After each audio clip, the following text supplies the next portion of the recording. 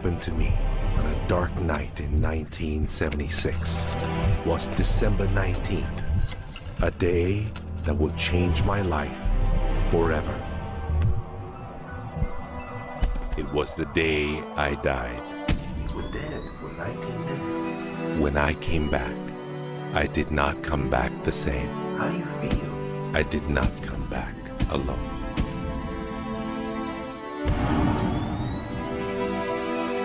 What seemed like days passed in 19 minutes. And over the course of the next few years, I began to remember the greatest mysteries revealed to me. Anything is possible.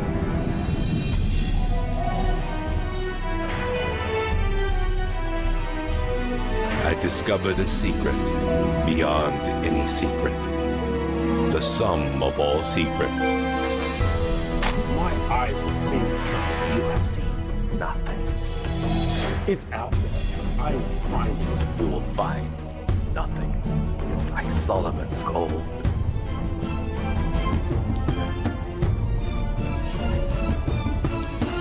It was the key to Solomon's wisdom. The secrets of the Knights Templar and of the Freemasons. We must be stopped. Courage, my dear boy. Be strong, be brave.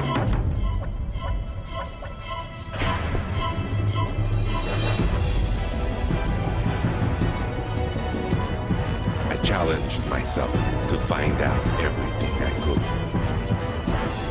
I found great teachers who knew this and began to seek them out.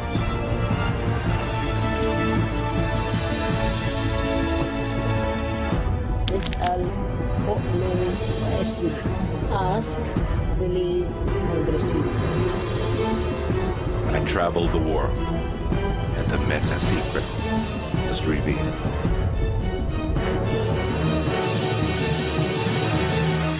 Time has come. I became a messenger to deliver all that was made known to me.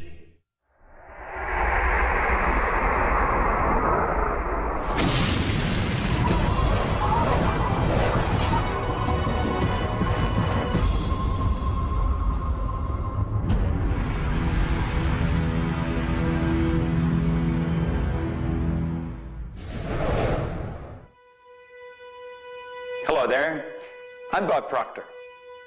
Meta is a nice word. It's a word most people don't understand.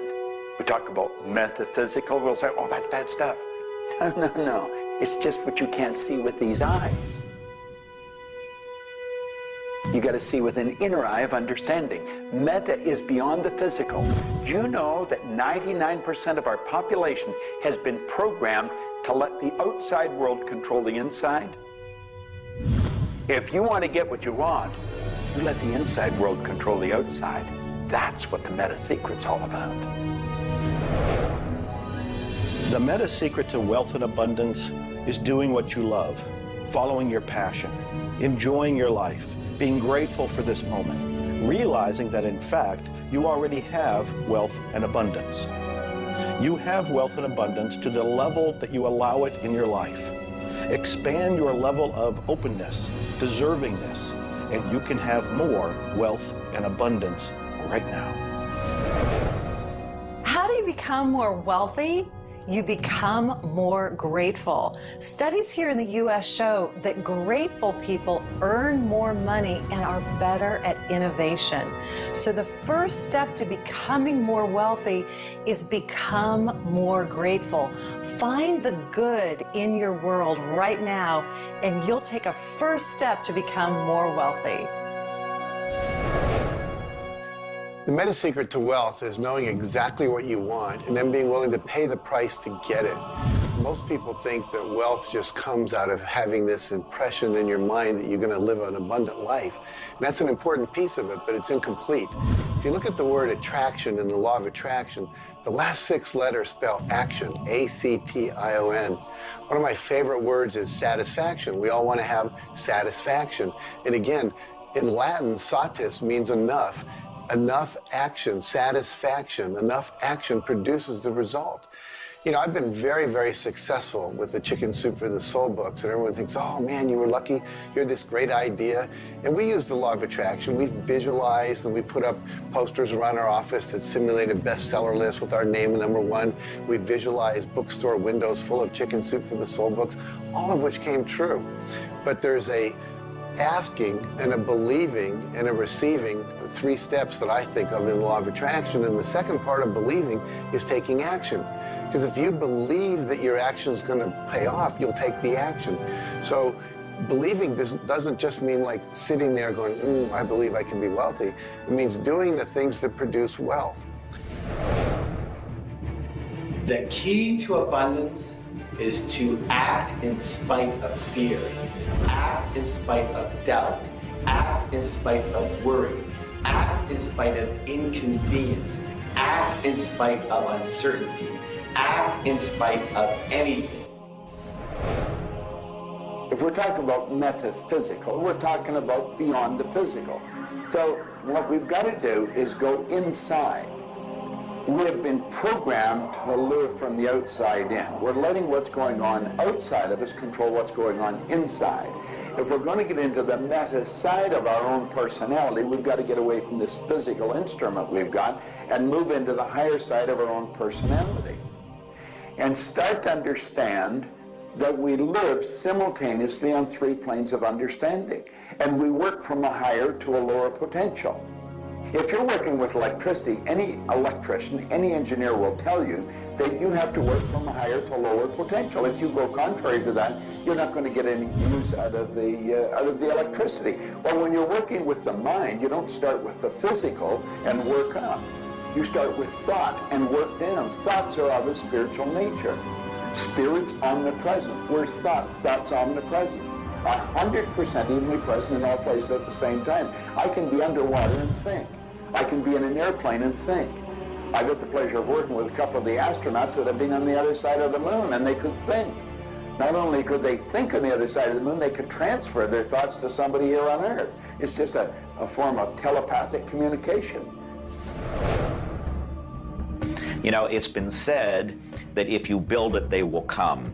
I think if you build it, and you build something with true excellence, and you distinguish it in the marketplace, and you come up with a selling proposition, and you are aggressive in your marketing to the world, it's possible that people will come. But it's not inevitable that they will come. And sitting around passively visualizing things is not likely to get the world beating a path to your door. My meta secret about wealth ultimately is you've got to create a lot of value for a lot of people. And if you do that, you will bring a lot of wealth back to you. So by giving service and giving that which helps other people improve their lives, brings joy to them, brings service and products to them, if you do that and you keep expanding that, always be thinking about expanding your service to others. And if you do that, wealth is a foregone conclusion. First thing, quit listening to what everyone else is telling you what to do. And start paying attention to what you want to do. You see, I can look back with my memory, and I can remember going and saying, Mom, Dad, or to the teacher, I want to do so-and-so. And they'd say, now, how are you going to do that? See, what they didn't understand is I didn't know how to do it. But neither does anyone know how to do the things they want to do when they first think of it. You don't have to know how. You know, 2 young bicycle mechanics from Dayton, Ohio, in the United States of America, introduced us to a new kingdom. They were the first ones to fly in airplanes. The whole world believed that you couldn't do that. Anything heavier than air is attracted towards the center of the world. You can't fly. But they wanted to, and so they did. Well, clarity to me is a very different concept than I think a lot of people. The first thing I want to know is, what do you think you're trying to accomplish? The next thing I want to know is, why are you trying to accomplish it? The next thing I want to know is, if you accomplish it, what do you really think is going to happen in your life? A lot of people come to me and they say, I want to grow my business, because I work a lot in the business world, the entrepreneurial world. I teach a concept, achievement concept, a concept that is predicated on taking action and implementing, called optimization. Optimization is getting the highest and the best use and result and outcome of your time, your efforts, your emotion, your life, your relationships. But you can't begin, and this is where a lot of people, I think, really fall down. You can't begin to optimize until you take the time to observe, examine, and identify not all, but the scope of options and alternatives and other possibilities available to you, number one, to achieve the goal, and number two, as an alternative goal. Clarity is power. Just by being clear, you will automatically begin to magnetize things to you, to your life. The law of mentalism is about the mind. Everything that we have ever created, everything that has ever existed, existed first in the mind. All thoughts are the beginning of all things real. All things that you can touch and feel began in the mind. So if you want to be wealthy, you've got to decide what wealth is to you. Define it. What does it mean? How much money do you have to have? For me, financial independence meant having $30 million producing income, which allows me the lifestyle I want without having to work. And so I've achieved that. But I knew exactly what I wanted because I looked at what it would cost me to live my lifestyle. Most people don't know their net worth. They don't know their income levels of what would be required to produce what they want. They say they want to own a yacht, but they don't know what a yacht costs. They don't know what it costs for the slippage fee. They don't know what it costs to maintain a yacht. So go out and create your ideal lifestyle and then figure out exactly what it would cost to live it, and then set that number as the number you want to achieve. Then believe you can achieve it. Visualize it every single day. Take action when the action comes.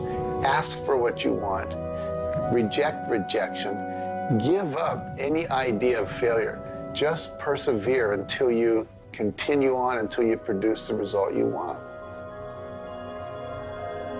The law of attraction's a good starting point for thinking about how to improve your life. You want to align your thoughts and your beliefs with what you want your life to be. But the law of attraction itself, by itself, won't allow you to achieve the abundance that you need. There are certain steps that you need to take, and these steps are all incorporated in what we call the meta secret. And the meta secret isn't one solitary method or one solitary system. The meta secret is a combination of tools, methodologies, and ways to understand the world and ways to understand how we can change the world. Until I started looking at who I was and who I wanted to become, nothing changed. Because every time I would look and I would blame something else or blame somebody else or just look in a different direction that was not inside, I would get more of what I was creating.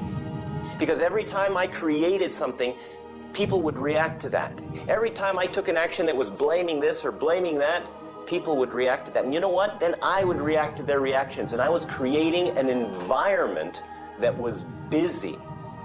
Instead, an environment that supported wealth and abundance. If you look around, there's nothing but the abundance everywhere that you see. You see the trees growing. You see businesses happening. This is wealth, this is prosperity, this is abundance. If it's not happening for you, it's because unconsciously you have beliefs, counter-intentions, negativity that actually blocks it from coming into your life. It's actually working the law of attraction all the time, but it's happening on an unconscious level. The abundance is there, the wealth is there, but if you don't feel it, if you're not expressing it, it's because inside of you, you may feel you don't deserve it.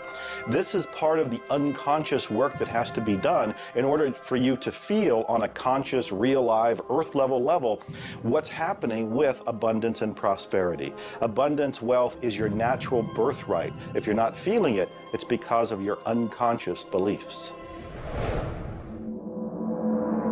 The law of correspondence, simply stated, is as above, so below, as within, so without.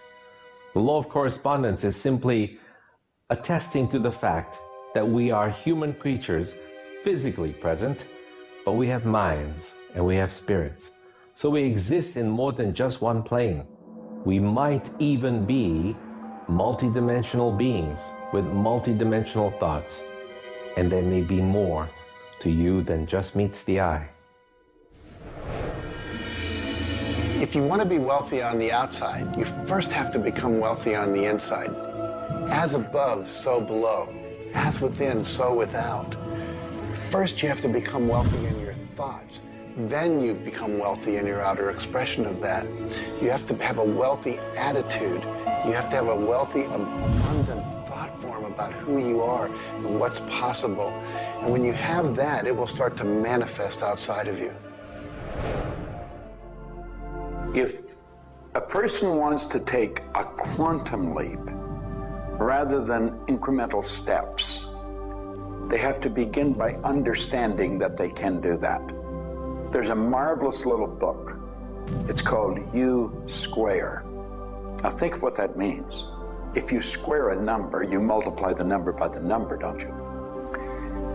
Well, when you square, you multiply your potential by your potential. It's astronomical. I mean, you just go off the board. The man that wrote the book, Price Pritchett, he said, when you're looking at a quantum leap, he says it looks ridiculous, utterly.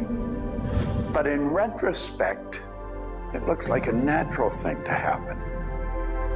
It was without effort. It's with ease. And that's what quantum leaps are. What you're really doing is getting rid of limitations in your mind, and you're letting your mind just take off and build a great big idea. And you start before you're ready. You defy what the masses are controlled by. You've got to move into a space all of your own. Understand you're working with an infinite power that's omnipresent. It's with you all the time. It's closer than your breath. And you get in harmony with that and just release all thoughts of limitation and make up your mind you're going to take and just compound your effectiveness. That's essentially what I did. I didn't know what I was doing at the time. I didn't understand quantum leap, but I took my income from $4,000 a year to $175,000 in a year. And then it went over $1 million. And I had no understanding of what happened.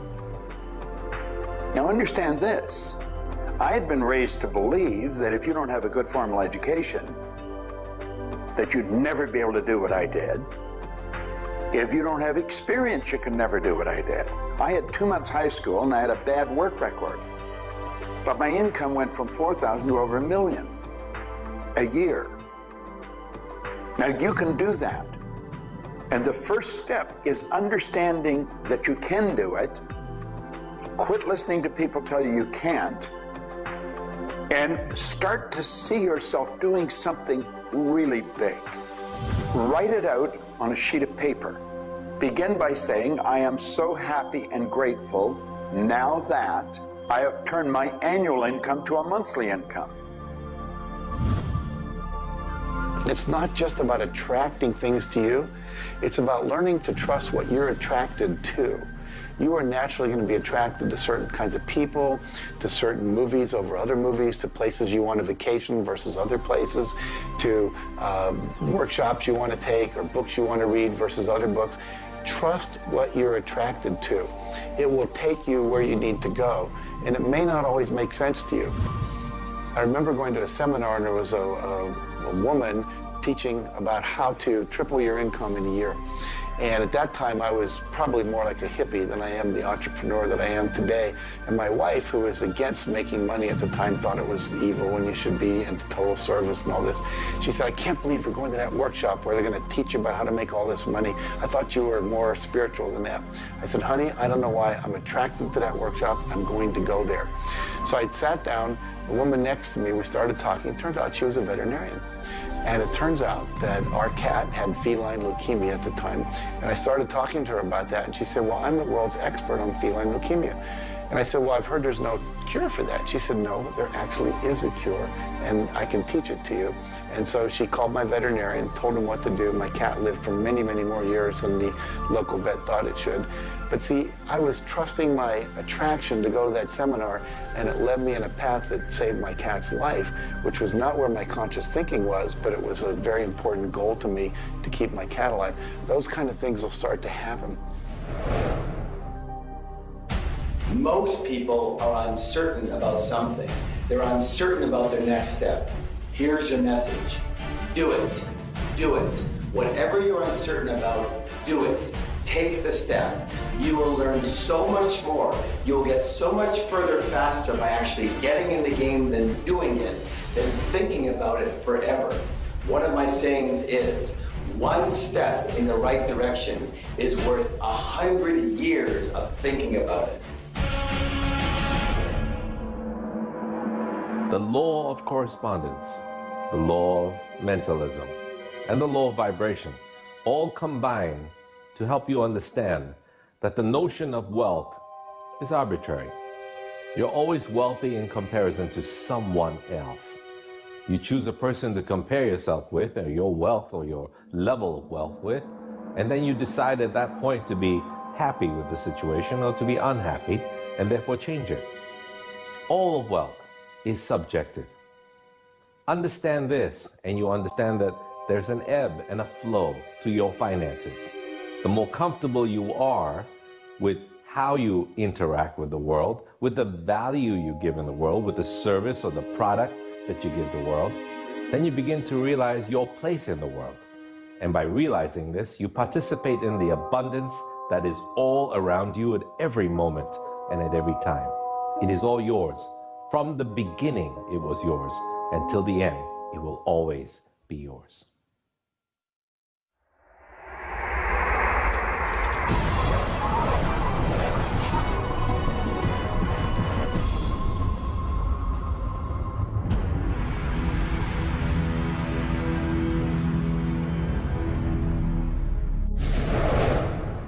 The meta secret to relationships is to know that the universe is giving you love right now. When you give love to the universe, when you give love to another, you will receive love in turn. Love is the essence and nature of relationship. Relationships are a two-way street. It's not just about taking and giving and receiving and getting what you want, but it's also about giving. I like to say that each person should take 100% responsibility for the quality of the relationship. Because if you take 50-50, whenever it's not working, it's going to be their 50%. So if you take 100% and act as if everything in the relationship, you're creating it, and when it isn't exactly what you want it to be, say, how am I creating that? Take that curiosity and use it as a tool. And when you get the answer like, oh, I'm not coming home on time, I'm not listening, I'm not doing this, then you have the opportunity to shift and do the thing that produces relationship. A friend of mine wrote a book called Making Relationships Work. And the idea is there is work in making the relationship work. So be willing to do the work. Give as much as you get. The more you give, the more will come back. To have a better relationship with anyone in your life, first you begin by having a relationship with yourself. Treat yourself the way you would your very dearest friend.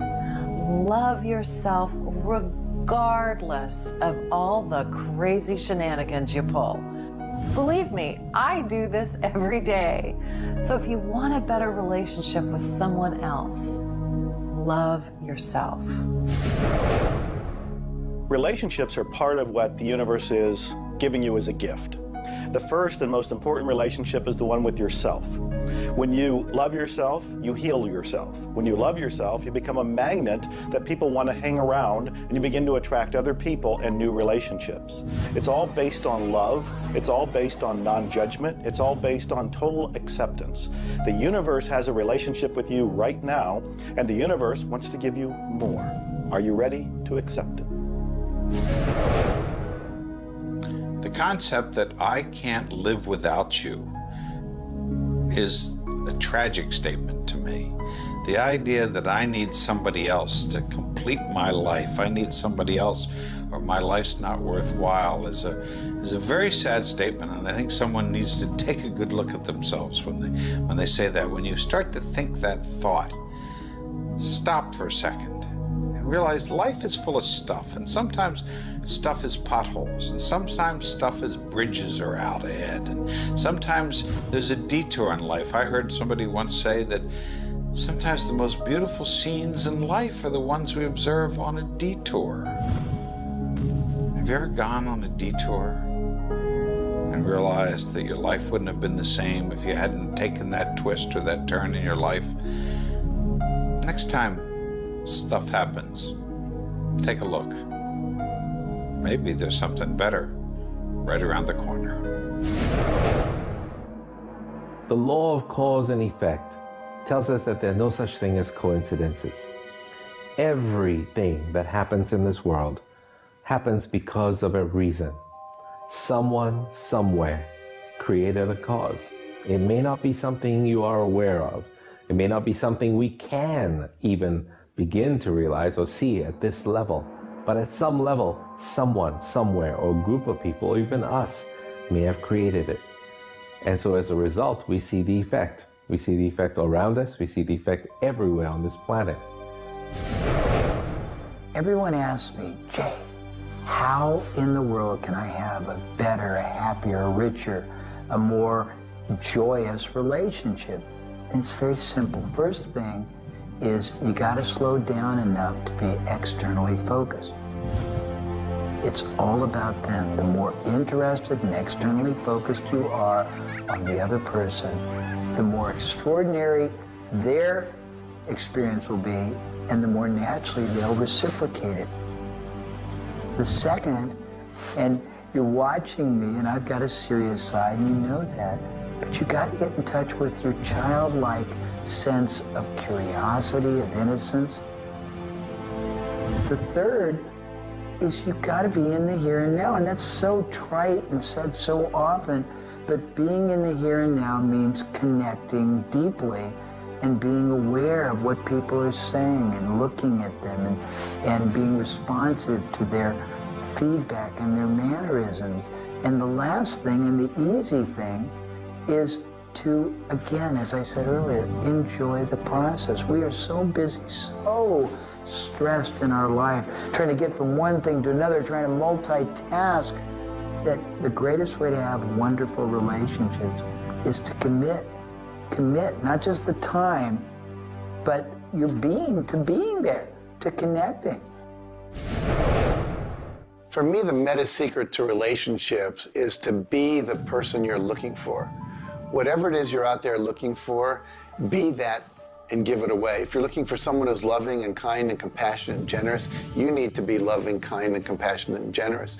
Whatever it is you want, you've got to be that and express that out into the universe. And whatever you express out is going to come back multiplied.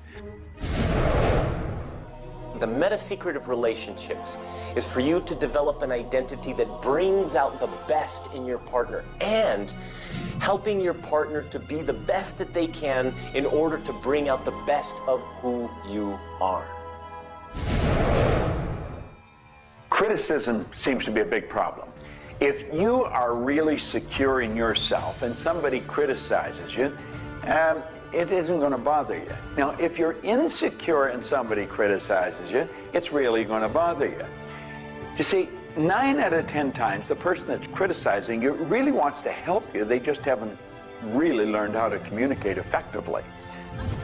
But let's not let somebody else's criticism or their way of helping us shake us. If we're solid in our own self, and we really understand ourselves, then we can handle it and it won't be any problem.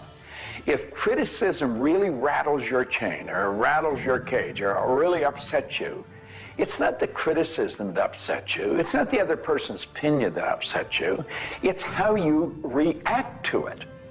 And you see, if you were really solid within yourself, you would respond to it. You would thank them for it and say, but I really don't choose to do that. Or you'd say, well, thank you, that's probably a good idea, I'll try it.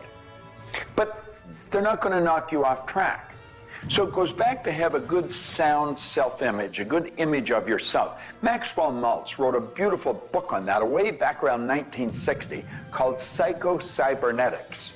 Psyche-Cybernetics. Cybernetic is the communication mechanism in our mind. It's the image that we hold of ourselves. It's like a life-governing device. Well, you've got an image of you just same as I have an image of me.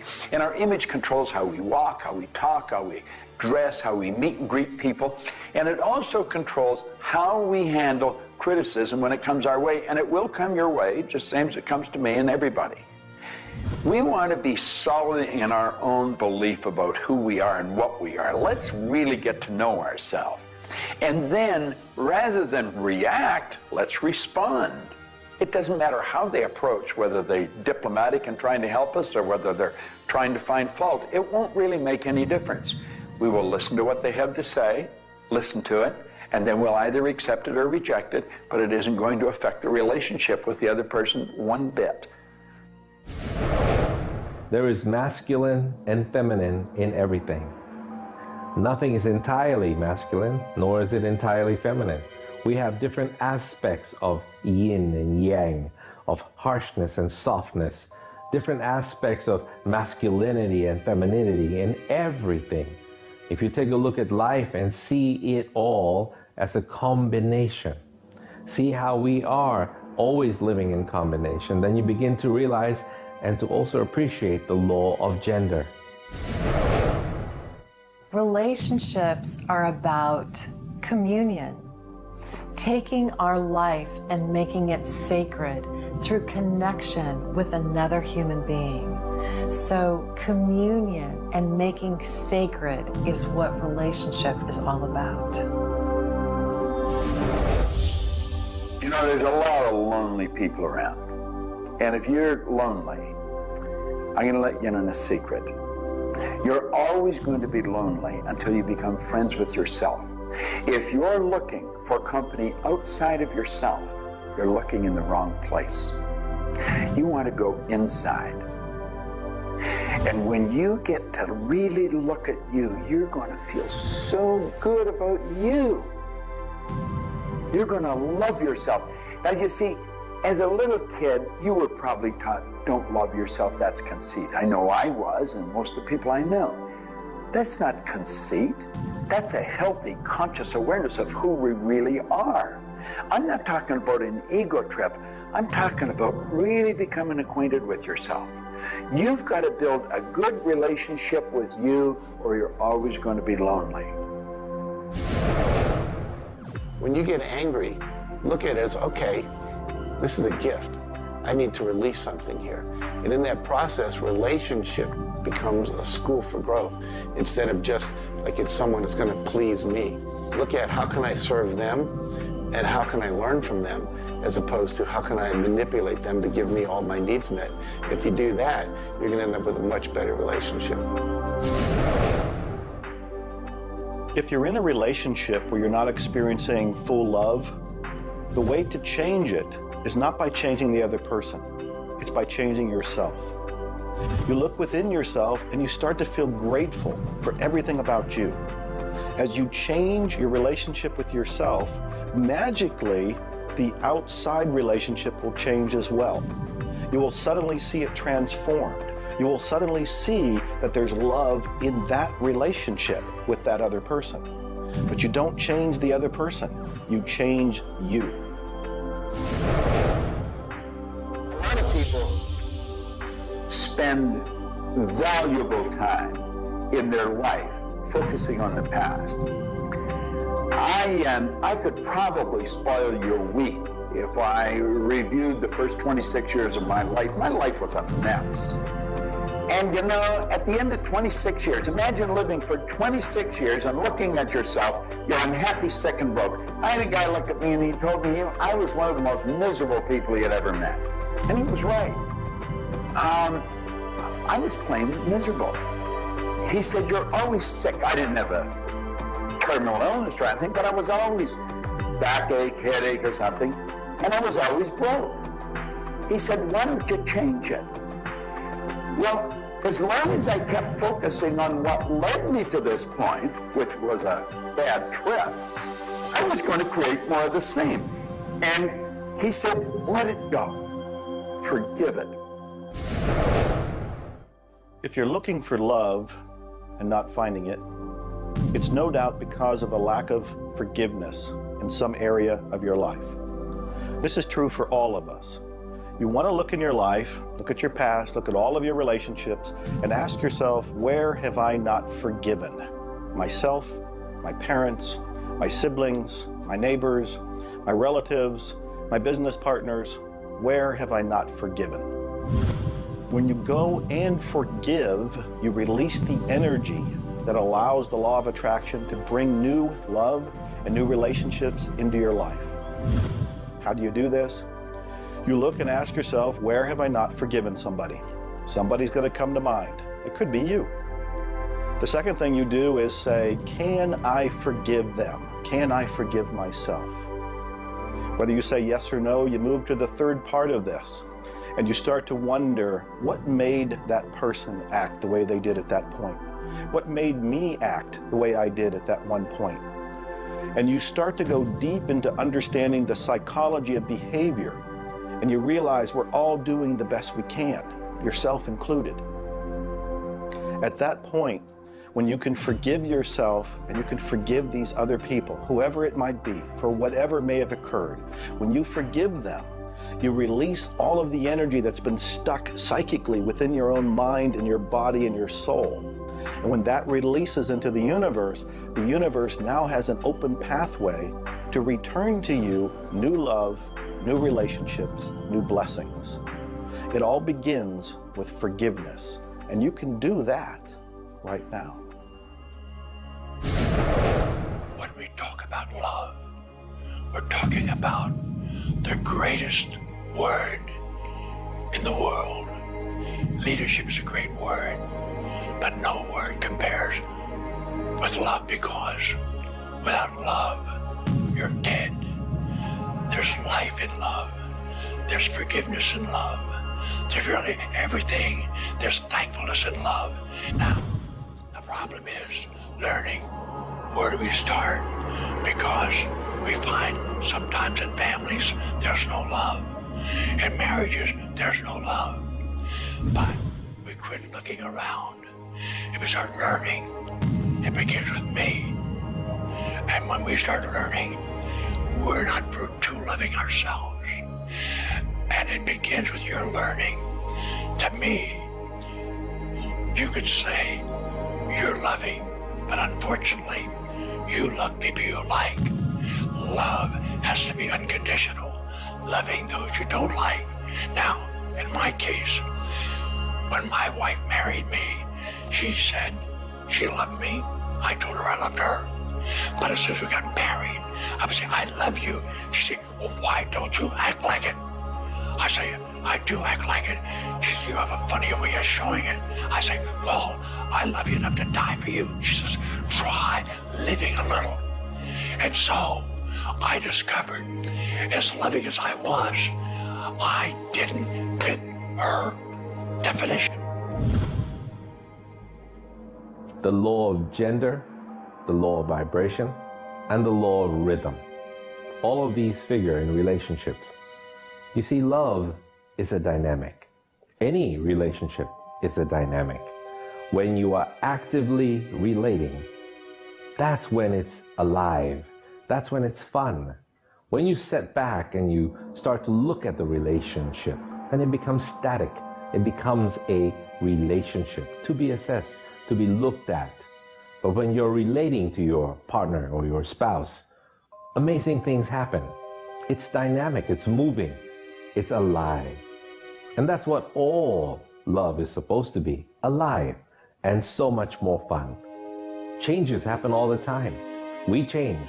Human beings change. You change, I change, we all change.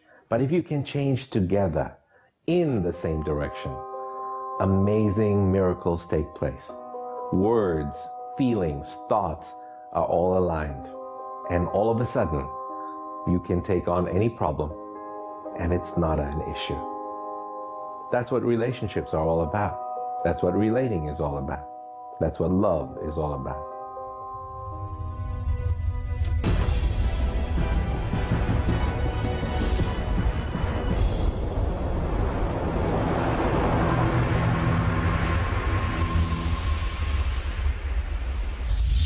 はじめに言葉ありき、すなわち、クリエイターなるものはやはり言葉、振動を用いて全てを設計されたんではないかと思うんですね。そして、その、振動の、設計図は非常に緻密なもので美しい共鳴振動にあふれたものであったことでありましょう。もし、先ほどの実験をやったように、非共鳴、同士の組み合わせであるならば、それは破壊的なエネルギーとなって、命を形作られないからです。私たちの体は最終的にクリエイターの、いろいろな、試行錯誤によってだんだんこう単純なものから、微生物だとか海の中のものとかそういうものから、小動物始まって複雑なものになっていって、最後の芸術作品として、クリエイターなるものが作られた結果、私たちはあるというふうに思うんですね。その本来の設計というものが、バランスの取れた振動の組み合わせというものが、何らかの要因によって崩れていくときに、私たちはストレスを持ち病気になっているんだというふうに考えています。As you've already seen from Dr. Masaru Emoto, water makes up 85% of our body, and the thoughts we think actually create a vibration in the water that has memory. And so you have to think positive thoughts. Again, we go back to forgiveness and letting go, thinking positive thoughts, expecting to be healthy, not listening to what people tell you, not taking in beliefs. I have been out in the sun my whole life. I've never gotten skin cancer, don't intend to get skin cancer, and when stuff comes on about it, I choose not to listen to it because I know that belief would affect me. So I believe that I am a person that my spiritual connection keeps me healthy. Also, though, I work on the level of the physiology of the body, the biochemistry. It makes sense to play at that level. I eat organic food. I drink healthy water that's not contaminated with chlorine and all the stuff they put in it, so I filter my water. I eat the right kinds of nutrients for my body. I've found out what I'm allergic to, and I've basically eliminated those from my diet. I exercise, so exercise and keeping my body toned. We want to have resistance exercise. We want endurance, which means we need to jog and do aerobics and things like that. And we need to have flexibility, things like yoga and Pilates. So we need a complete system to keep our body healthy. And then a detoxification, I think, is the part that most people don't do enough with. We're taking in so many toxins in the air we breathe. But if you will cleanse on a regular basis, I cleanse every Monday. I just do a cleansing diet where I just drink liquids and then I don't eat anything else, and my liver has a chance to get rid of all the toxins that are in my body. I want you to understand that you have a marvelous mind, and you can do anything with it, and don't ever listen to anybody that tells you you can't. You want to start to look at yourself not as a body or as a name. Like, I'm not Bob Proctor. Bob and Proctor are just two words. You've never heard anybody phone into school and say, body's not coming today, it's sick. Never hear anyone say, hand, it's my hand, my body, my name. Well, you see, there's something wonderful about you and something wonderful about me, and it's the same thing. We have a marvelous mind. We're creative beings. Talk to your body. You're not a body, you live in a body. Now, this may sound silly because maybe nobody's ever said this to you before, but go around just repeating maybe 1,000 times to yourself, I'm not a body, I live in a body. I'm not a body, I live in a body. I'm not a body, I live in a body. Then start telling your body to relax. The meta secret to great health is to feel good now. You do that with good thoughts, you do that with good food, you do that with plenty of sleep, you do that by doing what you love. That's the meta secret to great health. The meta secret to health is to honor your body. Listen to your body. Are you tired? Are you hungry? Are you thirsty? Do you need time to play? Have greater health. Honor your body. Health. Not just physical health, not just eating the right things and getting exercise, but let's talk about emotional health. This means doing what you love, loving what you do, looking forward each day, researching, helping other people, giving back. This is the meta secret to emotional health. To me, recognizing the divine component in us has a twofold effect. On the one hand, it's incredibly humbling, because how many of us really live up to being godly? How many of us really maximize the God-given talents that we're given? How many of us really live lives of fulfilled potential? So on the one hand, it's kind of intimidating, but on the other hand, it's very inspiring.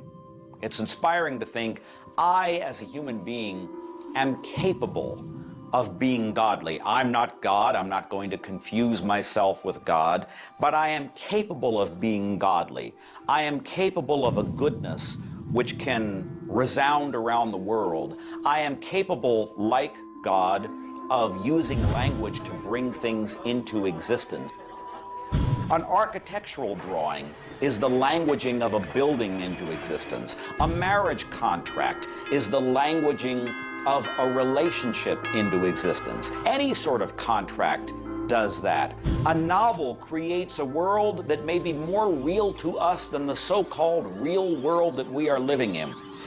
And being godly is both an obligation, which frankly I feel I fall vastly short of, but also an incredibly inspiring opportunity. And the ancient traditions, not only the one that I come from, but really all of them, teach us this. The law of rhythm is the very fabric of life itself. Rhythm is everywhere. Things are born and things die. We move into a season and we move out of a season. We go within and we go without. We change. Rhythms flow in our emotions as well. You cannot always be feeling happy. Sometimes you'll feel sad, you'll feel down, and then you'll come out of it. Whatever goes up must come down. You've heard the language. Rhythm is exactly that. And the minute you begin to realize that all of life is all about the law of rhythm, then you can flow easily in bad times and then have more fun in happy times. When you start to expect rhythms, know that if you're happy in one direction, you can also be unhappy in the other direction. The law of rhythm surrounds us, works with us, and if you master it, there's nothing you can't do. The meta secret to health and having amazing energy is the ability to look at your world from a perspective that, hey, things aren't always going to go your way, but you know what? As long as you always do your best, as long as you are focused on what you achieve and what you're trying to accomplish, then it's all going to work out. I think one of the most important keys is to recognize in life just about all the limitations that we have are self-imposed.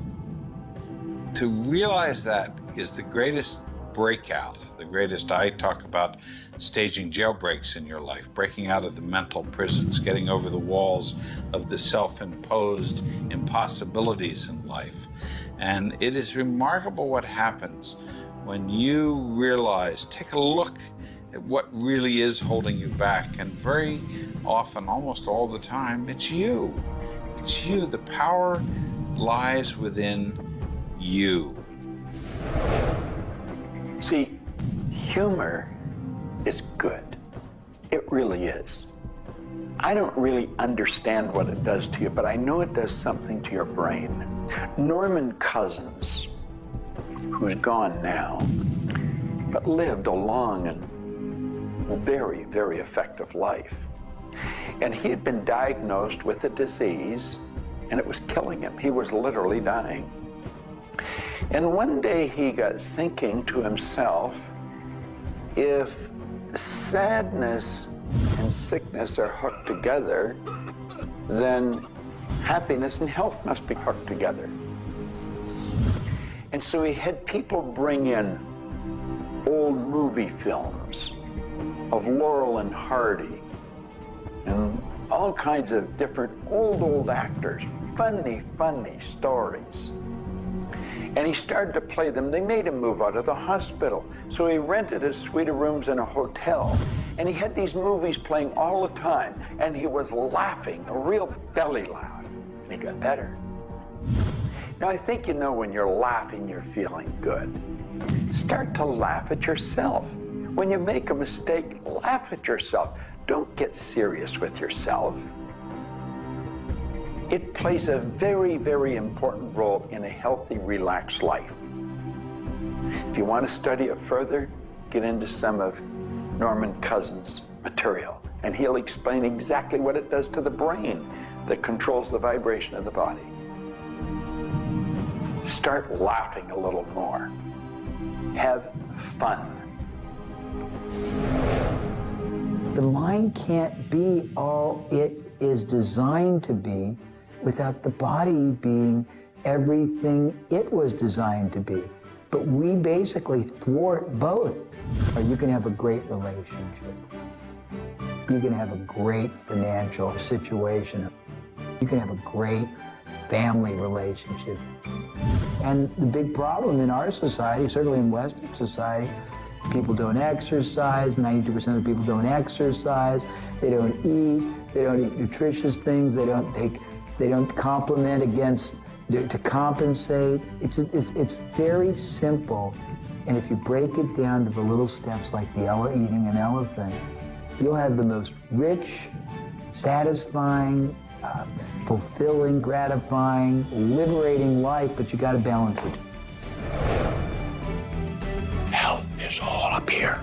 All I know is right now, I don't have a voice, I don't have much sight, I don't have a hearing. My strength is gone. However, I have never been more excited and thankful in my whole life.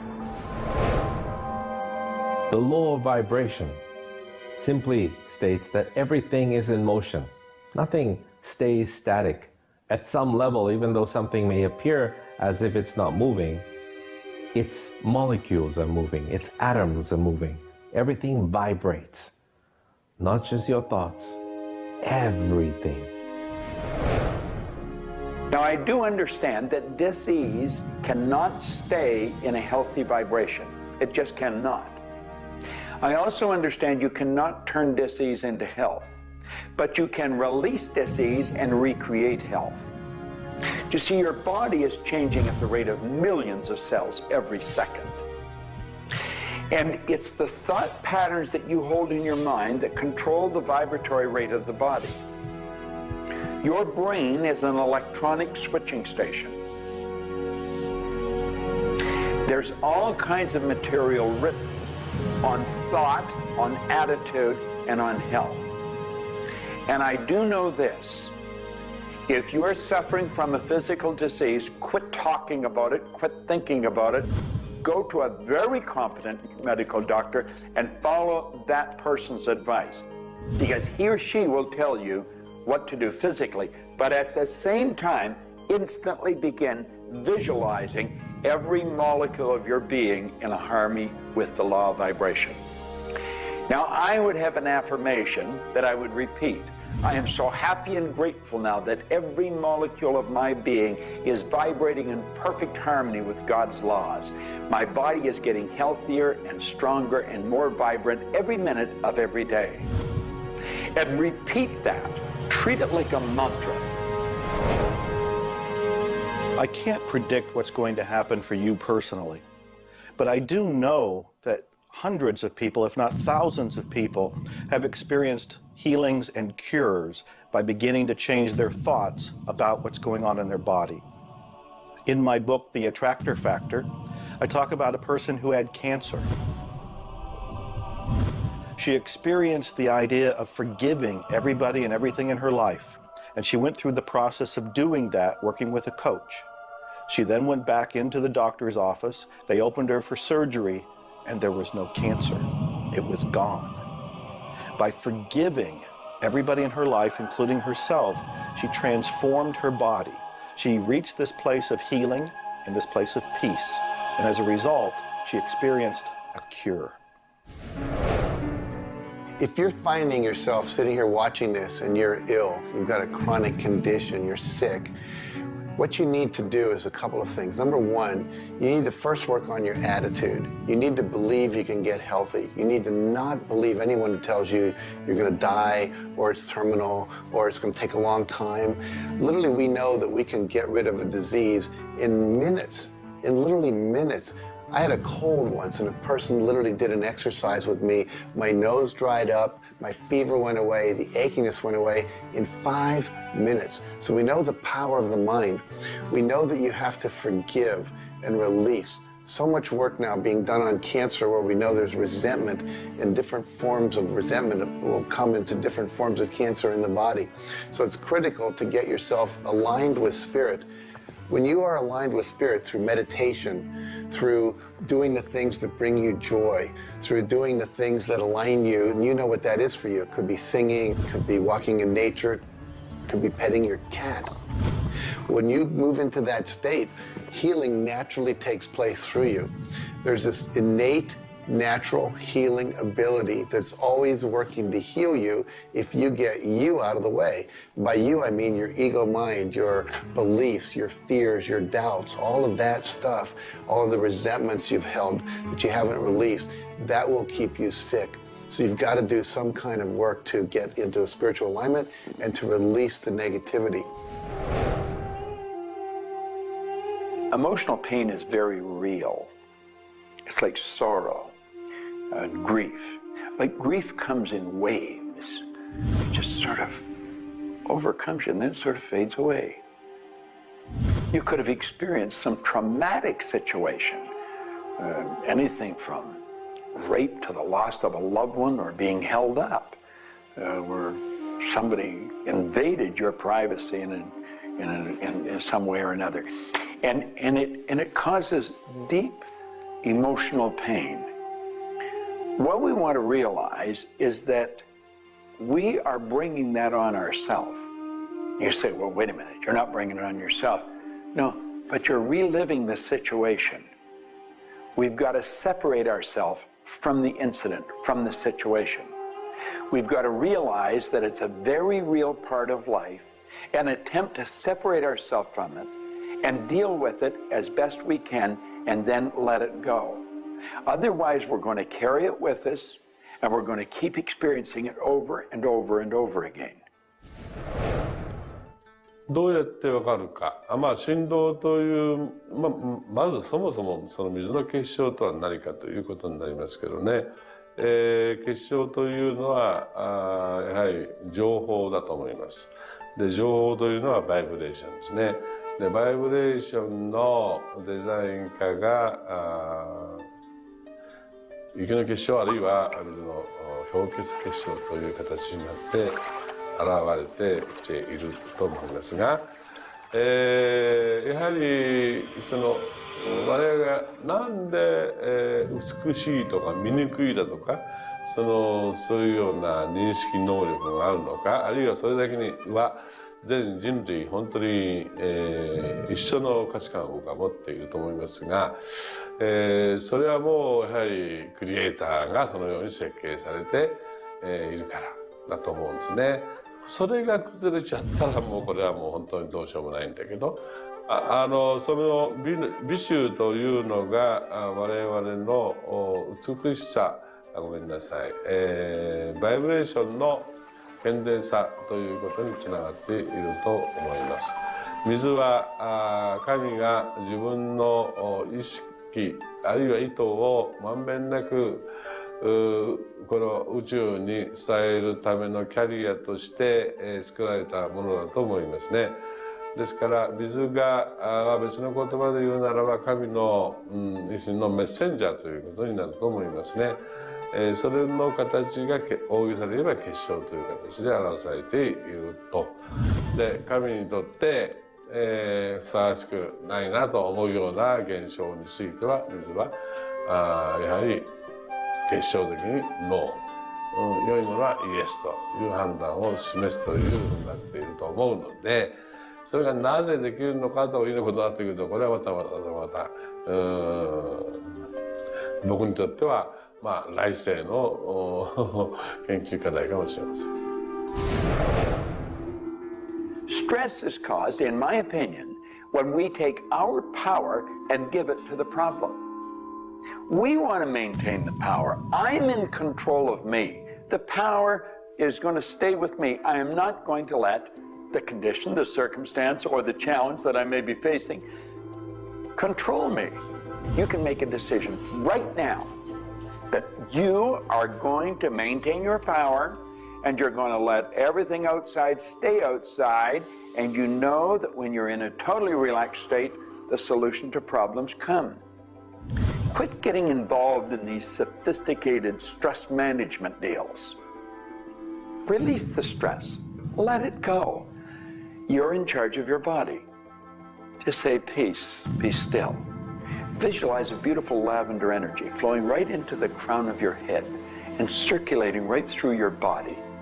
And then start to imagine every molecule of your body vibrating in perfect harmony with God's laws. You're totally relaxed. You're in charge of yourself. There is no stress where there's relaxation. Be calm, peace, be still. Don't even use that word anymore. Get rid of it. Release it. The laws of cause and effect, of rhythm and polarity, come into play when we talk about your health. Your body is an amazing symphony. Amazing miracles taking place on every part of your body. And what holds it together are fields of force that we cannot even begin to understand. Every day, your cells are renewing until you have new organs generated all the time. Your body and your cells are repairing themselves even as they remove toxins from your body.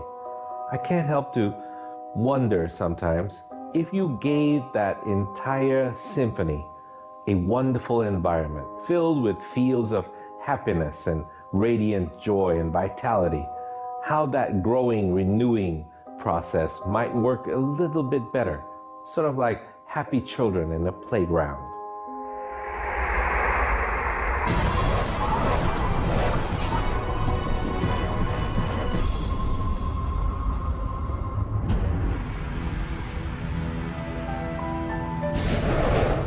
Here's the paradox of being human. Real happiness is only available in the moment.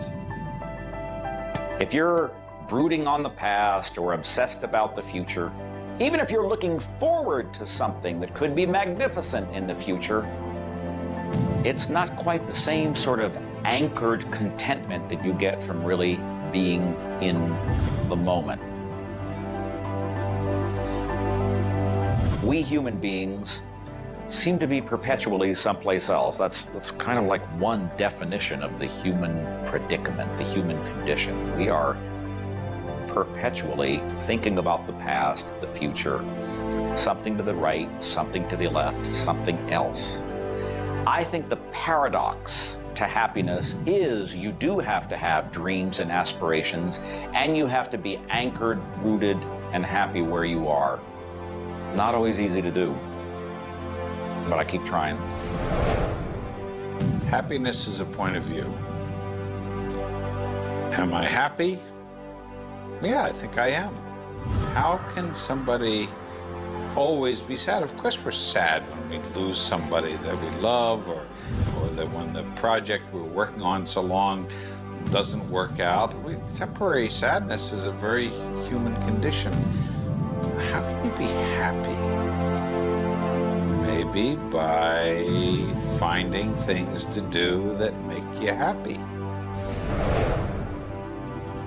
You see, if you're miserable, your mind is focused on the past. There's a method concept. Get you over any miserable concept in a heartbeat. Focus on right now. See, you're miserable because of something that happened that you didn't want to happen, or something she said or he said or they did. Forget it. It's in the past. And quit worrying about the future. Have you any idea the number of electrical charges must fly through your body for the simple object of writing your name? See, your brain is an electronic switching station, and you've got one. And you can activate brain cells. You can set up any vibration you want.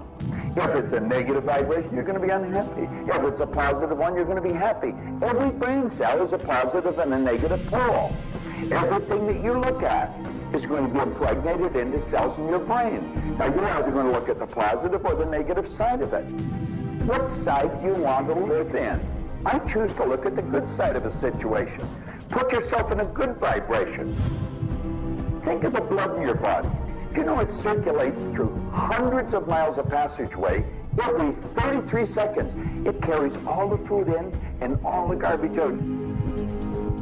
You got more power in your little finger than you need to light up your home for the year. There's about 11 million kilowatt hours per pound of potential energy locked up in your body. And you're probably saying, I haven't got any energy. That's because you're miserable. Get out of it. Get over it. Focus on now. One of the most important things you need to do in your life is discover your life purpose. I believe that everybody is born with an individual and unique purpose. And when you are doing your life purpose, when you're living it, expressing it, fulfilling it, you're happy. And so many people have talked about joy being your guidance system, that when you're off purpose, you're not happy, you're not joyful. And so this joy, this inner experience of happiness and joy is a way of saying, oh, I'm on course, I'm doing the things I'm supposed to do. Stephen Covey said, you know, you don't want to get to the end of life and get to the top of the ladder and find out the ladder was leaning against the wrong building. You can be very, very successful. And we see people with all the cars and the toys and the money and the society recognition and so forth, but they're not happy because they're not fulfilling their purpose. Think about it like this. A rose has to be a rose. A chrysanthemum has to be a chrysanthemum. A geranium has to be a geranium. And yet we as people have been given choice. The choice to pursue any number of things and do whatever we want to do. But unfortunately, most of us have been talked out of our purpose. If you want to be happy, come back into this moment and do what you love in this moment. You should absolutely work toward improving your life, improving the world, improving your relationships, improving your finances. Every sort of conceivable improvement at a micro or macro level should indeed be your agenda. But if you are not happy with things the way they are, then your happiness is perpetually on hold pending a condition that doesn't exist yet. If you do that, you will never be happy. You have to realize that the point of power in your life is in this moment. People think about the future and they throw their power into the future. There is no future. When it gets here, it's called now. It's called this moment. People think about the past and they throw their power into the past, but there is no past. It's gone. When you think about the past, you think about it in this moment. This moment is all there is, and you can be happy in this moment. When you are, everything is taken care of. All is well. Happiness and achieving happiness is a process. It's not something you achieve right now and you're done and you have your happiness. It's something that you're constantly attaining and re-attaining through life. And the way to do that is to really understand what brings contentment in your life and to achieve that. And one of the key things to remember in terms of happiness is that part of this process is sharing happiness with other people. The more we share happiness and the more we teach other people how to bring happiness and fulfillment in their life, the more we'll be happy and fulfilled. So continue with your journey of greater fulfillment, and you'll have more happiness in your life. The law of polarity is about dualism. Everything exists in relation to something else. There is no person that's entirely good. There is no person that's entirely bad. There is no entirely hot or entirely cold. It's always hot in relation to something else that's colder. It's always colder in relation to something else that is hotter. We move in directions as opposed to moving in a static field. We always move from one place to another, from one thing that's more pleasant to something that's less pleasant, or something that's unpleasant to something that's more pleasant. There is a movement, and this movement exists because of polarity. Happiness is what you want, and happiness you can have right now. Why aren't you feeling happy? Why isn't anybody feeling happy? Because psychologically they use unhappiness as a motivator. They think by being unhappy, angry, desperate, frustrated, whatever the feeling might be that's not happiness, that it will whip them forward. It'll make them take action. And it's something that actually shoots themselves in the foot. Because when you are happy now, which is available to you right now, you know what your choices are. You can see what your decisions are to be, and you can more clearly decide on what to do next. It comes into really understanding something about ourselves. We should start at a very early age, and we should ask ourselves, who am I? You know, what really makes me tick? And get to know ourselves. We're in a hurry to get a car or build a business or buy a house. We should introduce ourselves to ourselves. School hasn't done it. Our parents aren't doing it. You go to work for somebody, they're not going to do it. So if you don't do it for yourself, you're not going to do it. This deals between you and yourself. Pogo said, we have seen the enemy, they are us. Whatever has happened in your life, whatever's going on for you, if it's not the way you want it, any situation, consider the fact that everything happens for a reason, and that reason is there to serve you. How can you reframe this? How can you relook at this in such a way that helps you, that supports you, that puts you on the path to success and positivity again? It doesn't help you to be negative. It doesn't help you to wallow. All that can do is bring you down. It's time to change your mind. It's time to reframe, relook at it, have a new perspective, a new view, and put this in the light of this was there to serve you. There's no accidents in the universe.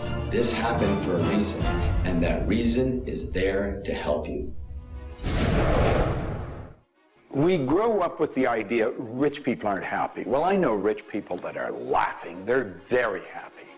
And of course, I know people that are very wealthy and are very unhappy. I remember old Nightingale one time saying, since it doesn't make any difference whether you're rich or not, if you're happy or not, you might as well be wealthy. And then if you're miserable, you can at least be miserable in comfort. We've got to understand that all the money in the world is available to us, but we have to earn it. Now, that does not mean we should work. This is where the meta secret really comes into play. Working happens to be the very worst way to earn money. We should work for satisfaction. People should go to work at what they love doing. When we think of work, what we're really talking about is how we spend our days. Work has probably a bad energy attached to it. We should spend our days doing what we absolutely love to do. When it comes to the fear of failure, you look at your life and you ask, if I pursue my dream, my passion, my love, and it doesn't work out, will I still be okay? Can I still love myself? Will life still go on? When you realize that the answer is yes, you remove the fear of failure. When you remove the fear of failure, you have energy to go forward and actually make it a success. Well, what about the fear of success? When you are successful, you can make a difference in the world. If you really want the world to be a happy, prosperous place, Contribute a happy, prosperous person to it. You. The meta secret to happiness is that there is perfection in imperfection. That when we accept our environment for what it is and the people around us for who they are, we can make a big difference. Happiness. What makes you happy?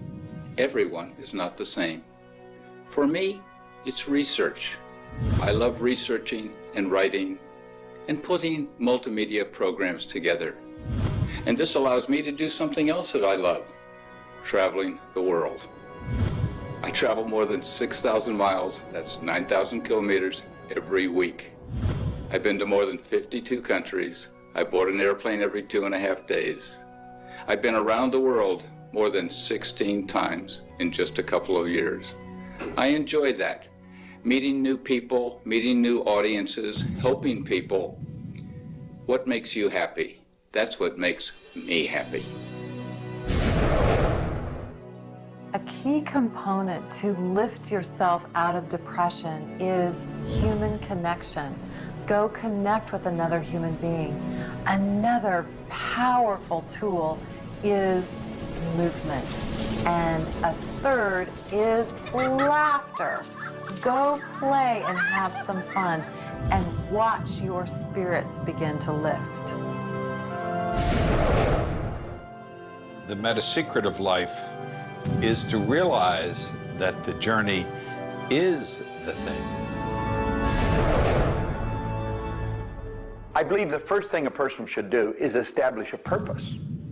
Why are you even here? Why do you get out of bed in the morning? Why are you living? I honestly believe every one of us are hardwired to do something. So how do you decide on your purpose? You decide on it by asking yourself, what do I really love doing? So you have your purpose. This is what you're going to do with the rest of your life. And then you build a vision. Then your goal is taking a bite out of that vision. Now, when you do that properly, you're going to love what you do. When you wake up in the morning, you can't wait to get going, and you're going to be doing it until you go to bed at night. Therefore, all of your day, all of your hours are filled doing with what you love to do. That's called living. Everything else is dying. See, there's a basic law of life. It says create or disintegrate. You're growing or dying. Find out what you love, dedicate your life to it. Most of us, when we approach happiness, are looking for someone out there to make us happy, some event to occur, and then we'll be happy. If I get to the retirement stage, if I get my car, if my wife is nice to me, if my son comes home on time, then I'll be happy. The truth is, happiness is an inside job. It's a choice. When I have an expectation on how someone else should be, I've given my power over to them. What I want to do is simply learn how to create joy and happiness inside myself. And we can do that in numerous ways, by doing the things we love, by focusing on the good qualities in ourselves, by choosing to focus on the good qualities in others instead of being judgmental. Once we realize that happiness is an inside job, and I get to be as happy as I choose to be, not as happy as other people make me, the reality is I can move into a state of pretty much constant joy and bliss. Stuff happens. Life happens. And then you get to choose. Look, you have a mission to do. You have to find meaning in your life, and you have to share it with others. There's a whole world out there that is suffering, that is in survival. They are grieving and they are hurting. You and I can make a difference. You begin right now by looking at your life, no matter what's going on in your life right now, and you find the good in it, the positive in it, the growth-oriented reasons for whatever it happens to be. You find the good in it, and whatever's happening, you turn it into something positive. You turn it into something good, and you go and share it with the world. You will become an inspiration to others. People model other people's behavior behavior, and that's how the world changes. You be that inspiration for success. You be the model for change. You be that person that has meaning in their life, and you will give meaning to yourself and others. It all begins with you. You have always had, you have at this moment, you will always have in the future, the power to achieve, to accomplish, to have anything and everything you want in the terms of monetary, wealth, prosperity, in terms of health, in terms of happiness, relationships. However, it will never, ever occur until and unless and until after you first are clear on the specific goals. Number two, you are very clear on the action steps. Operative word is action steps you have to take. Number three, you have an action step-based plan, a strategy, and the steps are just the tactics. You implement it in a timely, regular, scheduled way. Number four, you monitor, you pulse, you really pay keen attention to your progress. And you adjust if it's not what you want, and you adjust higher if it's better than you want. And number five, you focus on other people's benefit. You don't be self-consumed. You do those five things, the world really is your oyster. You know, you find people that are quite comfortable with what's termed uncertainty. The truth is there isn't any uncertainty. There's only the law. And the law decrees that everything happens the way it's supposed to happen. If we build the image in our mind of what we want, and we're true to that image, that'll control the vibration we're in, that controls what we do, and it controls what we attract. Now, the problem is, we let that image get out of the way every now and then, and we're controlled by something outside. And that takes us off track. We've got to correct it and come back on track. But a person that has direction in their life, there's no uncertainty. There's only good stuff coming. It's stuff that's going to cause the image in our mind to move into form. And so we wake up every day wondering what part of it's going to show up today and where's it coming from and who's going to deliver it. Every day holds something really good for us. Alfred Adler, the great psychologist, said, "I am grateful to the idea that has used me." I love that. Get a big idea and understand that you're going to see it move into form, and that's just as certain as the night following the day, because that's governed by law too. The laws of correspondence, of vibration, polarity, and rhythm come into play when you talk about the meaning of life and happiness. We make our happiness dependent on what other people can do for us instead of what we can do for ourselves. You know, there's a concept they don't teach you in school. It's called enough. Sometimes what is enough for one person may not be that way for somebody else, and we want more. And when you want more, you're setting yourself up for disappointment, because not always will you get more. Sometimes you do, but it's not all the time. I don't know who told us on this planet that everything is going to go our way. Sometimes things will go your way, sometimes they won't. We've got to learn to accept this. That's the rhythm and the flow of life. All of life is filled with possibilities. And when you see possibilities, well, it allows you to accept failures as not final. Failures are learning lessons. The American Indians, the Hopi Indians in the Southwest, well, they have a belief. Every day they wake up and pray to the Great Spirit, and they say, "Oh, Great Spirit, allow us today, this day, to make 20 mistakes." You see, they believe that by making mistakes, by failing, you actually learn more. You add to this wonderful fountain of wisdom that is called you over a period of time. And if you don't fail, they say, you don't learn anything. So how many times have you failed? I know I have failed a lot. But over the course of the years, I also knew something that was different. And that was that I was responsible for my own happiness. I knew that there was laughter everywhere, but I also knew that if I wanted to participate, that laughter has to come from inside, not from outside. And that's the nature of spirit, and that's the nature of who you are, and that's the meta secret to everything possible. This is our home. We have nowhere else to go. Earth gives us everything we need to celebrate life. Everything you do will either hurt or heal our planet.